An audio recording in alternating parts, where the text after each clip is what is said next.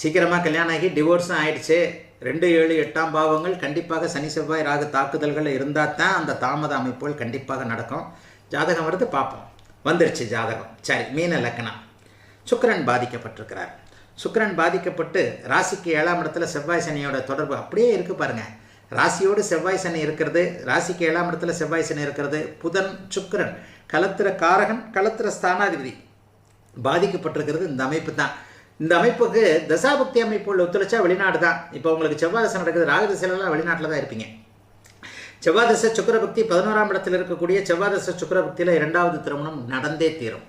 ராகு திசை இதற்கடுத்து வரக்கூடிய ராகு திசை உங்களுக்கு வெளிநாட்டு வாய்ப்புகளை தான் கொடுக்கும். ராகு 7ஆம் அதிபதி மற்றும் 8ஆம் அதிபதியோடு 3, 4, 7, 8ஆம் அதிபதிகளோட தொடர்பு கொண்டு மகர ராகுவாக 11ஆம் இடத்து ராகுவாக இருக்கிறதுனால வெளிநாட்டில் தான் உங்களுக்கு அமைப்பு. ஐடி ஃபீல்டில் தான் ராகு திசை சூப்பராக இருக்கும். குடியுரிமை பிஆர் கண்டிப்பாக கிடைக்கும், மாற்றமே கிடையாது. இதில் பாருங்கள், கிழக்கு நாடுகள் சிங்கப்பூர், மலேசியா, ஆஸ்திரேலியா போன்ற நாடுகள் அமைப்புகள் சூரியன் சுபத்துவமாக இருக்கின்ற காரணத்தினால் நிச்சயமாக வெளிநாட்டில் இருக்கணுன்ற எண்ணமும் உங்களுக்கு கண்டிப்பாக உண்டு. பொறுங்க, செவ்வாய் தான் கடுமையான பாவத்துவமாக இருக்கிறதே. முதலில் பாவத்துவம், பிறகு சுபத்துவம். இந்த இடத்துல செவ்வாய் தசை சுக்கிரபக்திக்கு பிறகு தான் உங்களுக்கு லைஃபே ஆரம்பிக்கும்.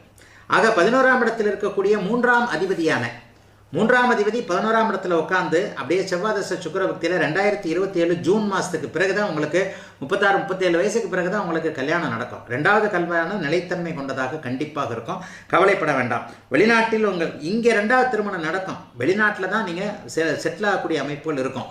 ராகு திசையிலிருந்து தான் ஆரம்பிக்கும். ஆகவே முதலில் திருமணம், திருமணத்திற்கு பிறகு ராகு திசையிலிருந்து உண்மையிலேயே நல்ல வாழ்க்கை. செவ்வாய் கெட்டு போச்சே, குருவின் பார்வையினால் மட்டும்தானே ஓரளவுக்கு பிழைச்சிருக்கிறீங்க. செவ்வாய் அமாவாசை சந்திரனோடு சேர்ந்து சனியோடு இணைந்து 10ஆம் இடத்தில் திக்பலமாக இருக்கின்ற ஒரே காரணத்தினால் ஏதோ ஒரு வகையில் தப்பித்தோம் பிழைத்தோம் என்கின்ற அமைப்புகள் உண்டு. ஆகவே இந்த அமைப்பின் அடிப்படையில் ராகு தசையில் வெளிநாட்டில் இருக்கக்கூடிய ஜாதகம் செவ்வாய் தசை சுக்கிரபக்தியில் இறுதியில் அடுத்த வருஷம் ஜூன் மாதத்துக்கு பிறகு 2வது திருமணம் கண்டிப்பாக நடக்கும். வாழ்த்துக்கள், நல்லா இருப்பீங்க. அடுத்ததாக